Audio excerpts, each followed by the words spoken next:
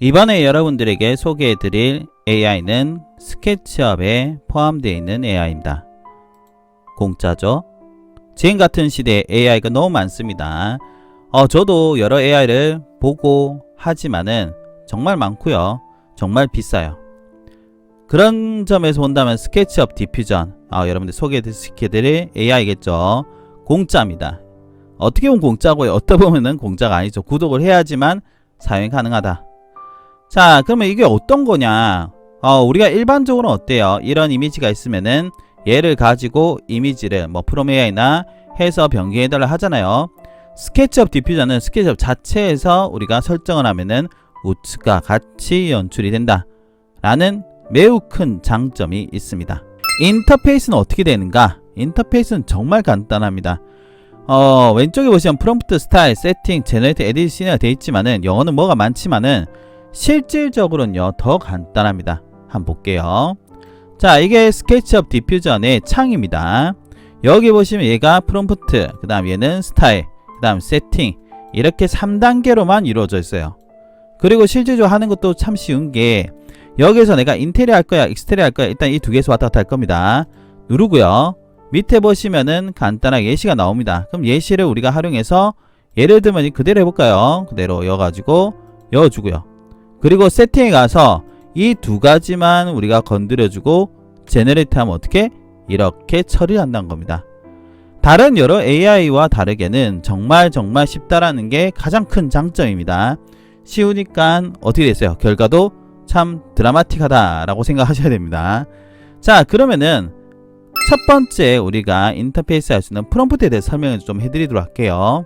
프롬프트는 여기 적어놨지만은 프롬프트 자체가 여러분들이 좀 인터넷이나 유튜브에 보시면은 여러 개가 나오겠지만 쉽게 생각하면 상황 설명을 좀 세부적으로 한다 라고 보시면 좋을 것 같아요. 예를 들면 공간 유형, 재질, 색감, 스타일 이래 되는데 우리가 인테리어의 경우는요 공간의 형태, 거실이냐 부엌이냐 어떤 디자인이냐 모던 디자인이나 내추럴 디자인이냐 재질은 어떤 재질이다, 바닥은 마루다, 대리석이다, 그리고 질감은 어떻다, 이런 것도 있죠. 가구는 어떻게 했으면 좋겠다, 이런 것을 여러분들이 좀 상세하게 설명해 드리면 좋고요. 부정어, 원하지 않는 요소도 있으면 좋습니다. 다만 완벽하게 될 거라는 것은 상상입니다. 아시겠죠? 자, 그러면은 이제 첫 번째가 여러분 프롬프트면요 프롬프트에 연계되는 것을 좀 설명해 드리겠습니다. 조금 전에 제가 제너레이트를 했잖아요. 나왔죠? 보이시죠? 뭐 나왔어요. 이상한 것도 나오긴 한데 세 가지가 나옵니다.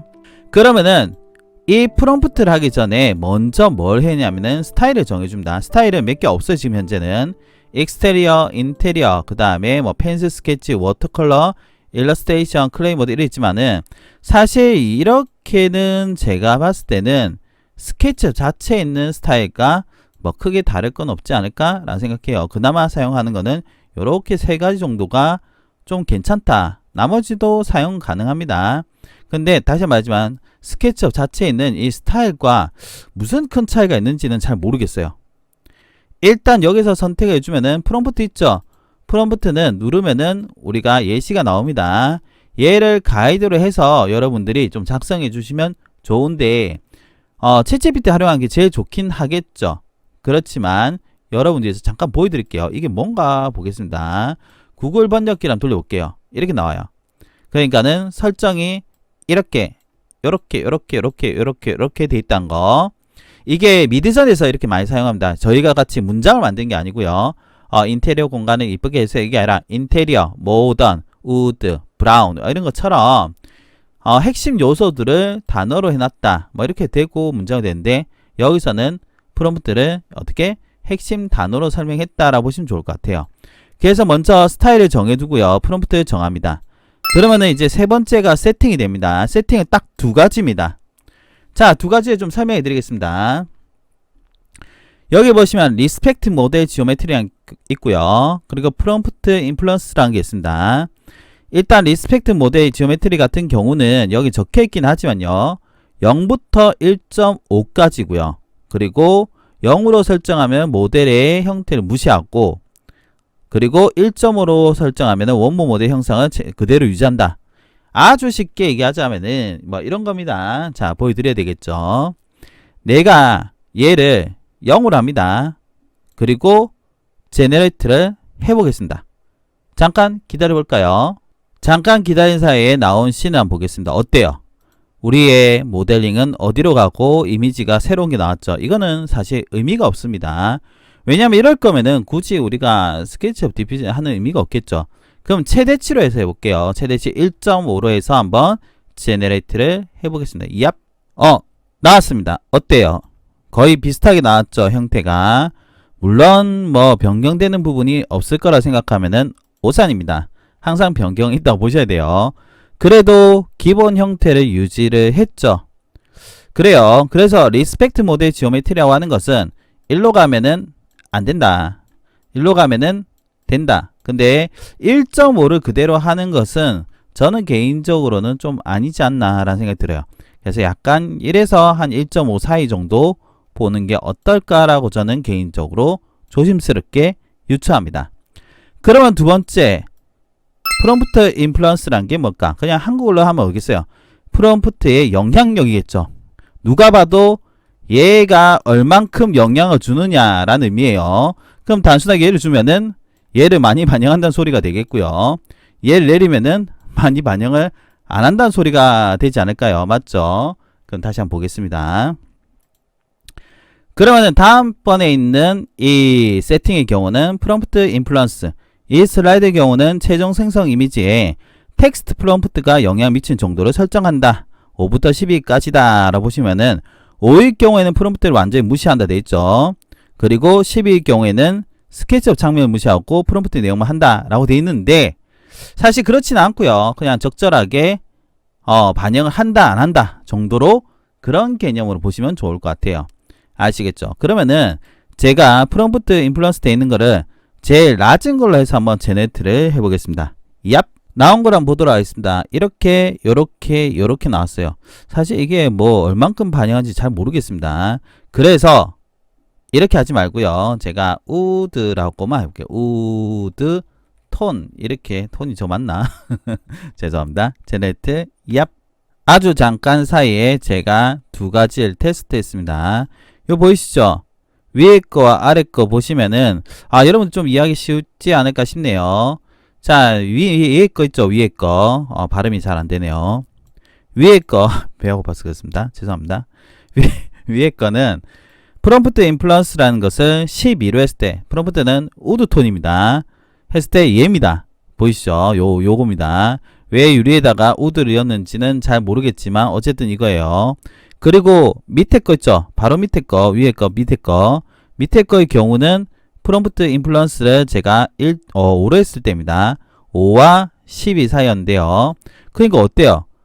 그러니까 5일 때는 좀 이 두 가지 보면 딱 나오죠? 좀 진하게 들어갔고요. 그리고 10일 때죠. 5일 때는 약하게 들어갔어요. 결국 영향이란 거는 여러분들이 그냥 느낄 때는 이렇게 생각하시면 좋을 것 같아요. 뭐가 반영이 많이 된다라기보다는 강하게 들어갔냐, 약하게 들어갔느냐, 이 정도 차이가 되지 않을까라고 생각합니다. 그래서 우드톤이라 해놨으니까는 강하게 하니까 우드가 정말 많이 들어갔죠. 얘는 뭐 거의 안 들어갔다. 거의 안 들어간 건 아니지만은 약하게 들어갔다. 이렇게 보시면 좋을 것 같아요. 그렇다 생각하면은 우리가 프롬프트 인플루언스라는 것 자체가요, 너무 작게 들어간 것은 아니다. 그럴 거면은 우리가 여기다가 열심히 적을 이유가 없다라고 생각합니다. 너무 강하게 하면은 우리의 지오메트리가 달라질 수가 있으니까요. 얘 같은 경우도 너무 강하게 넣지 말고요. 개인적으로 봤을 때는 9에서 12 사이. 저는 지금 테스트할 때 한 10에서 11 정도로 많이 하긴 한데, 이거는 누가 맞다 안 맞다 보다는 개인적으로 이렇게 얘기 드리고 싶어요. 스케치업 디퓨저는 앞으로 발전할 가능성이 많은 룹이다 라고 생각을 합니다. 아직은 어떻게 보면 초기 모델에 좀 가깝지 않을까라고 보이거든요. 그래서 뒤로 가면 갈수록 좀 더 이런 영향력이란지 달라지지 않을까라고 생각합니다. 아시겠죠? 자, 이러쿵저러쿵 해서 어쨌든 이렇게 왔지만은 결론적으로 얘기했습니다. 결론 세 가지가 있습니다. 세 가지. A, 자, A, B, C입니다. A, B, C예요.